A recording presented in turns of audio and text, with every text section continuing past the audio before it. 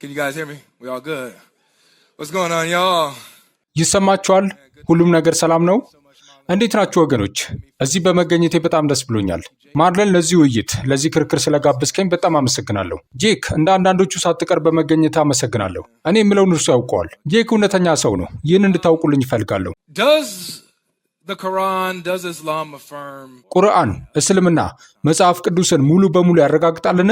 መልሱ አዎ በእርግጥ ግልጽ ነው የሚል ነው። ቁርአንን ከዚህ በፊት አንብባችሁ ታውቃላችሁ?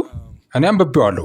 ጥቂት ጊዜያት ደግሞ ደጋግሜዋለሁ። ሻሃዳዬን ሊይዝ ጥቂት ቀርቶኝ ነበር። ነገር ግን እንደ ዕድል ሆኖ እንደተወለድኩ እስልምናን ለቀቅኩ።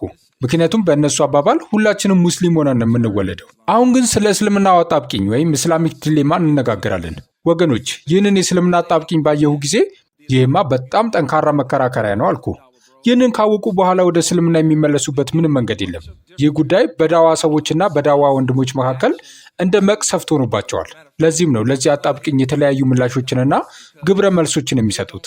እንዲያውም አንዱ ለክርክሩ የሚሰጠው ምላሽ ሌላውን ስለማያስደስተው እርስ በርሳቸው ይጣላሉ። አንዱ የእኔ ምላሽ ይሻላል ይላል፣ ሌላኛው ደግሞ የእኔ ይሻላል ይላል። ከዚያም በዳዋ ድራማ ውስጥ እናየዋለን። ለሙስሊም ወዳጆቻችሁ ወንጌልን መንገድ ትፈልጋላችሁ? ሙስሊሞች ሲድኑ ደስ ይላችኋል?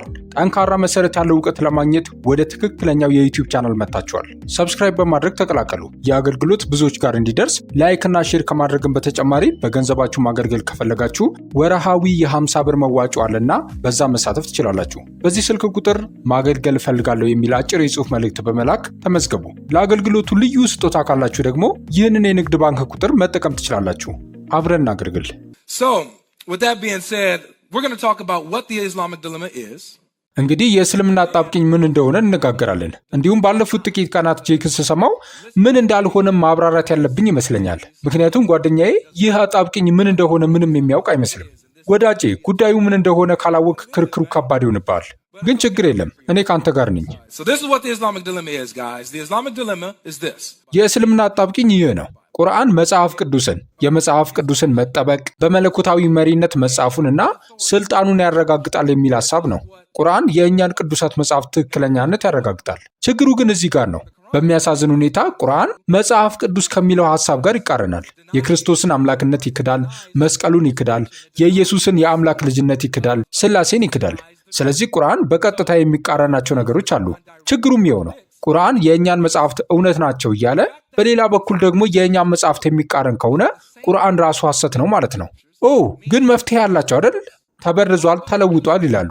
ጳውሎስ ወደ ኒቅያ ጉባኤ ሄዶ በጊዜው ውስጥ ወደ ኋላ ተጉዞ መጽሐፍቱን በኒቅያ ጉባኤ ላይ በረዛቸው ይላሉ። ይህን ከዚህ በፊት ሰምታችኋል? ራሳችሁ ስትነቀንቁ እያየው ነው። We all heard this before, right? So it's been tampered with, it's been corrupted. ሁላችንም ሰምተነዋል አይደል? ስለዚህ ተበላሽቷል፣ ተበርዟል ይላሉ። ይኸውላችሁ ይህ የችግሩ ሌላኛው ገጽታ ነው። ምክንያቱም እነዚህ መጽሐፍት ተበርዘዋል የምንል ከሆነ ቁርአን የተበረዙና የተለወጡ መጽሐፍትን እውነት ናቸው ብሎ ስላረጋገጠ ቁርአን ሐሰት ይሆናል። ስለዚህ በየትኛው መንገድ ብትሄዱ ችግር ውስጥ ናችሁ፣ አጣብቂኝ ውስጥ ናችሁ። የእስልምና አጣብቂኝ ማለት ይህ ነው። እዚህ ክርስቲያኖች እንዳላችሁ አውቃለሁ። እኛ እዚህ የምናደርገው ምንድን ነው? ማንበብ ብቻ ነው አይደል? ስለዚህ ጥቂት ጥቅሶችን እናንብብ። በቁርአን ምዕራፍ 2 ቁጥር 41 ላይ እንዲህ ይላል፣ ከእናንተ ጋር ያለውን የሚያረጋግጥ ሆኖ ባወረድኩት እመኑ፣ በእርሱም የመጀመሪያ ከሃዲዎች አትሆኑ፣ በአንቀጾቼም ጥቂትን ዋጋ አትግዙ፣ እኔንም ብቻ ፍሩኝ። So the Quran here is telling the Jews to believe in the Quran, that which I have revealed, confirming that which is already with you. እዚህ ጋር ቁርአን አይሁዶችን ከእናንተ ጋር ያለውን የሚያረጋግጥ ሆኖ ባወረድኩት እመኑ እያላቸው ነው። ስለዚህ አይሁዶች እጅ ያለው መጽሐፍ እንደ ቁርአን አባባል እውነት ነው። ቁርአንም ከእነርሱ ጋር ይስማማል። ለዚህ ነው አይሁዶች በቁርአን ማመን ያለባቸው ይላል። ምክንያቱም እንደ ቁርአን አባባል ሁሉም በአንድ ወገን ናቸውና። ነገር ግን ከዳዋ ወንድሞች የምንሰማው ሌላ ነገር ነው። ዛሬ እኛ የአላህ ወገኖች ነን። አውቃለሁ ይህ እንላለሁ ብዬ አላመንኩም ነበር፣ ግን ዛሬ የአላህ ወገኖች ነን። ዛሬ አላህን እንከላከላለን። ምዕራፍ 2 ቁጥር 85 ይህን ጥቅስ ወደዋለሁ፣ ጄክም ይወደዋል። ወይም ጥቅሱ የሚያወራው አይሁዶች እርስ በርሳቸው ስለመገዳደላቸውና ስለመባረራቸው ነው። አሁን ይቺ ልዩ ክፍል ናት። ይህን ተመልከቱ። ምን ይላል? በመጽሐፉ ከፊሉ ታምናላችሁን? በከፊሉም ትክዳላችሁን? ቆዩ። ሙስሊም ወገኖቻችን የሚነግሩን አይ ቁርአን የሚያረጋግጠው የመጽሐፋችሁን የተወሰነ ክፍል ብቻ ነው ይሉናል። አላህ ግን በፍጹም ይላል፣ በመጽሐፉ ከፊሉ ታምናላችሁ፣ በከፊሉም ትክዳላችሁን? እንዲህ የሚያደርጉ ምን ይሆናሉ? አላህ ሆይ ወዲያውኑ ይነግረናል። ከእናንተም ይህን ለሚሰራ ሰው ቅጣቱ በቅርቢቱ ሕይወት ውርደት እንጂ ሌላ አይደለም፣ በትንሣኤም ቀን ወደ ቅርቢቱ ቅጣት ይመለሳሉ ይላል። በአጭሩ ወደ ገሃነም ትገባላችሁ ማለት ነው። ከመጽሐፉ ከፊሉን አምናችሁ ከፊሉን ከካዳችሁ ገሃነም ትገባላችሁ። ስለዚህ እንደ ቁርአኑ አባባል ይኸው ከመጽሐፉ ከፊሉን አምናችሁ ሌላውን ክፍል መካድ እንደማትችሉ የሚናገር ግልጽና የማያሻማ አንቀጽ ከራሱ ከቁርአን አለን። ነገር ግን ዛሬ ምን እንደምታዩ ታውቃላችሁ? ተቃዋሚዬ ከመጽሐፉ ከፊሉን አምኖ ሌላውን ስለ መካድ ሲሟገት ታያላችሁ። ስለዚህ ለጄክ የማቀርበው ፈተና ይህ ነው። ቁርአን ራሱ የተወሰነውን አምናችሁ ሌላውን መተው ትችላላችሁ የሚልበትን አንድ ግልጽና የማያሻማ አንቀጽ አሳየኝ። ይህን ነው ማየት የምፈልገው፣ ምክንያቱም እኔ ከቁርአን ግልጽ የሆነውን ነገር አንብቤላችኋለሁ። አንተ ደግሞ የምትለውን ከቁርአን አሳየኝ። So my challenge to Jake here today is to give me one unequivocal statement, one unambiguous verse where the Quran itself says you can believe in some parts and reject other parts. That's what I want to see. Because I gave you explicitly what I am saying from the Quran, because we just read. I want you to show me what you're going to be saying from the Quran. Let's keep going. Chapter 2, verse 89. It's going to be a lot of chapter 2, y'all. እንቀጥል። ምዕራፍ 2 ቁጥር 89። በዚህ ምዕራፍ ውስጥ ብዙ ጥቅሶች አሉ። እንዲህ ይላል፣ ከእነርሱ ጋር ያለውን አረጋጋጭ የሆነ መጽሐፍ ከአላህ ዘንድ በመጣላቸው ጊዜ ዋው! ቁርአኑ ከእነርሱ ጋር ያለውን ወይም ተውራትን እያረጋገጠ ነው። ጥያቄ አለኝ። የሚለዩበት መጽሐፍ ከሌላቸው እንዴት መሐመድን ወይም ቁርአንን ሊለዩ ይችላሉ? ይህ ለእኔ ምንም ትርጉም አይሰጥም። ስለዚህ ቁርአኑ የቀድሞ መጽሐፍት በመለኮታዊ መሪነት ስለመጻፋቸውና ስለመጠበቃቸው በጣም ግልጽ የሆነ አቋም የያዘ ይመስላል። እንዲያውም እነዚህ መጽሐፍት እውነት ከመሆናቸው የተነሳ አይሁዶችና ክርስቲያኖች በቁርአን ማመን ያለባቸው ለዚያ ነው ይላል። ምክንያቱም ቁርአኑ በእጃቸው ያለውን የሚፈጽምና የሚስማማ ስለሆነ። መሐመድንና ቁርአንን አይተው ውድቅ ማድረጋቸው የሚያውቁትን ነገር እየካዱ መሆናቸውን ያሳያል። ስለዚህ ለመጽሐፉ ሰዎች ምንም ምክንያት የላቸውም። እንቀጥል። ምዕራፍ 2 ቁጥር 91 ከሁለት ቁጥሮች በኋላ ለእነርሱም አላህ ባወረደው እመኑ በተባሉ ጊዜ በእኛ ላይ በተወረደው እናምናለን ይላሉ። ከእርሱም በስተጀርባ ያለውን ወይም ቁርአንን እርሱ ከእነርሱ ጋር ያለውን መጽሐፍ የሚያረጋግጥ እውነት ሲሆን ይክዳሉ።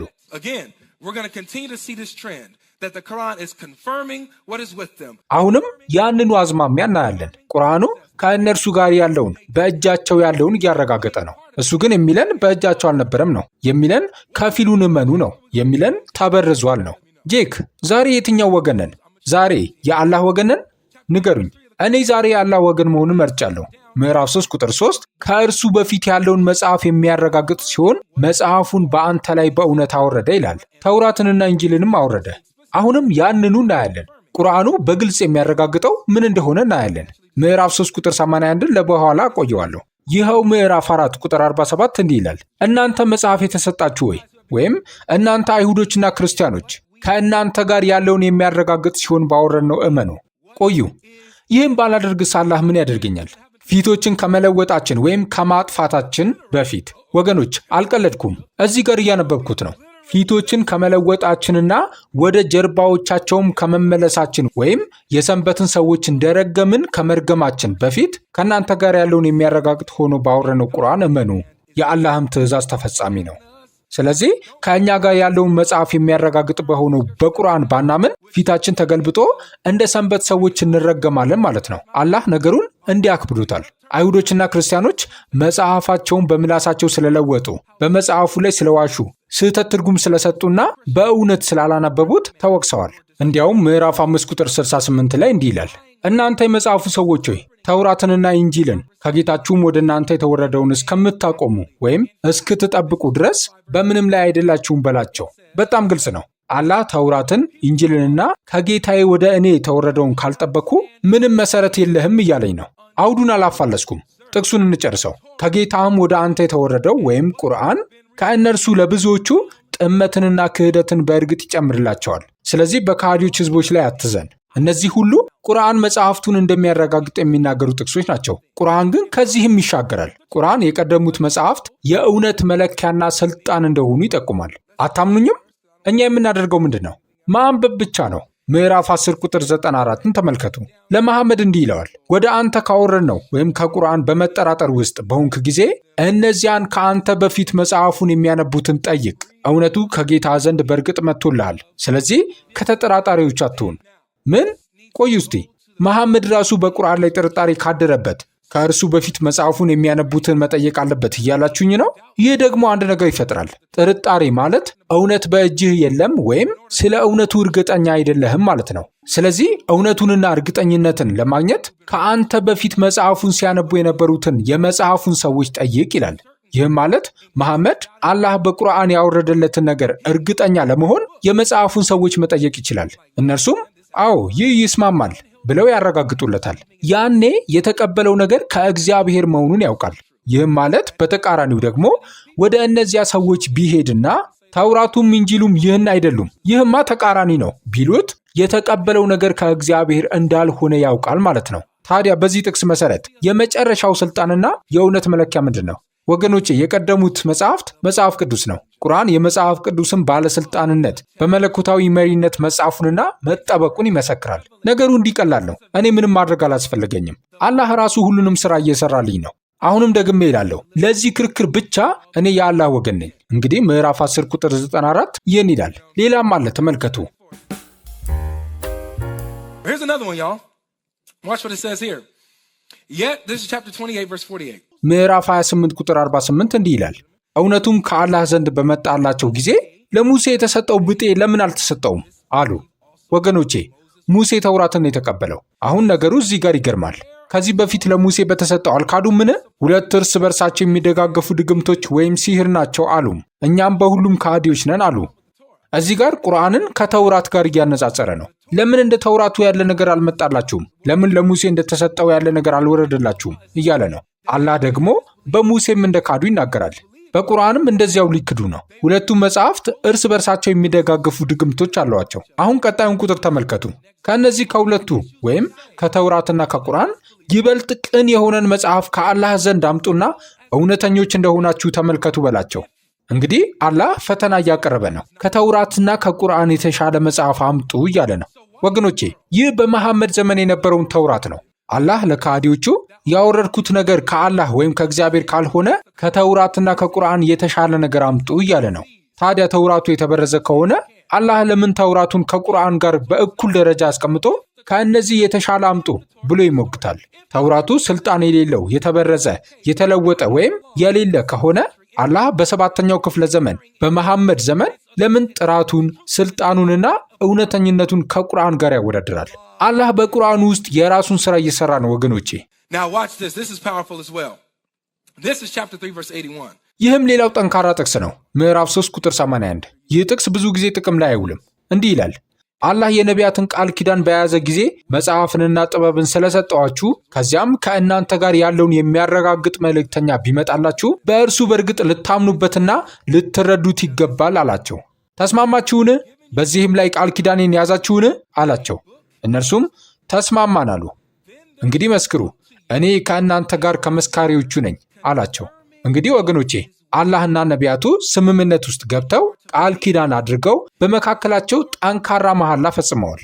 የአላህ ድርሻ መጽሐፍንና ጥበብን ሰጥቻችኋለሁ፣ ከዚያም በኋላ የእናንተን የሚያረጋግጥ መልእክተኛ ልካለሁ የሚል ነው። በእርሱም ታምናላችሁ ትረዱታላችሁም። ተስማማችሁን አላቸው። ነቢያቱም አዎ ተስማምተናል አሉ።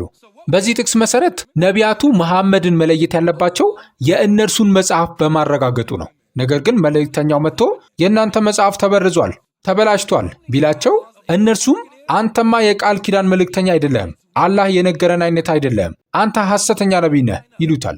ስለዚህ እንደ ቁርአኑ አባባል መሐመድ ነቢይ መሆኑ የሚታወቀው ከእርሱ በፊት ከነበሩት ጋር የሚስማማ ከሆነ ብቻ ነው። ከበፊቱ ነቢያትና መጽሐፍት ጋር የማይስማማ ከሆነ መሐመድ በቁርአኑ ቃል ኪዳን መሰረት ሐሰተኛ ነቢይ ነው። ይህ የቁርአኑ ቃል ኪዳን ነው፣ የኛ አይደለም፣ እኛ አልፈጠርነውም። ስለዚህ እንደ ቁርአኑ የመጨረሻው ስልጣንና የእውነት መለኪያ የቀደሙት መጽሐፍት ወይም መጽሐፍ ቅዱስ ነው። Now, let's talk about what the Islamic dilemma is not, because this is where Jake gets confused. አሁን ደግሞ የእስልምና አጣብቂኝ ምን እንዳልሆነ እንነጋገር። ምክንያቱም ጄክ ግራ የሚጋባው እዚህ ጋር ነው። የእስልምና አጣብቂኝ ማለት የቀደሙት መጽሐፍት በቁርአን ላይ ሙሉ የህግ ስልጣን አላቸው ማለት አይደለም። ቁርአን የቀደሙት መጽሐፍትን ስልጣን ያረጋግጣል ስንል የቀደሙት መጽሐፍት የእውነት መለኪያ ናቸው ማለታችን ነው። እንዲሁም በአይሁዶችና በክርስቲያኖች ላይ የህግ ስልጣን አላቸው ማለታችን ነው። በሙስሊሞች ላይ የህግ ስልጣን አላቸው ማለት አይደለም። ጄክ ይህ ግራ ስላጋባው ክርክሩ ከባድ ይሆንበታል። ስለዚህ የእስልምና አጣብቂኝንና ቁርአን የሚለውን ስታዩ ቁርአን በሙስሊሞች ላይ የህግ ስልጣን አለው። ተውራት በአይሁዶች ላይ የህግ ስልጣን አለው። ኢንጂል በክርስቲያኖች ላይ የህግ ስልጣን አለው። እንደ ምዕራፍ 5 ቁጥር 48 አባባል ለሁሉም የራሳቸው ህግ ተሰጥቷቸዋል። የእስልምና አጣብቂኝ ማለት ይህ ነው። አመሰግናለሁ። They all have been given their own law according to chapter 5 verse 48. That is what the Islamic dilemma is not. Thank you. All right, now we have Jacob. እሺ አሁን ጄክ የ18 ደቂቃ መክፈቻ ንግግር እንዲያደርግ እንጋብዛለን።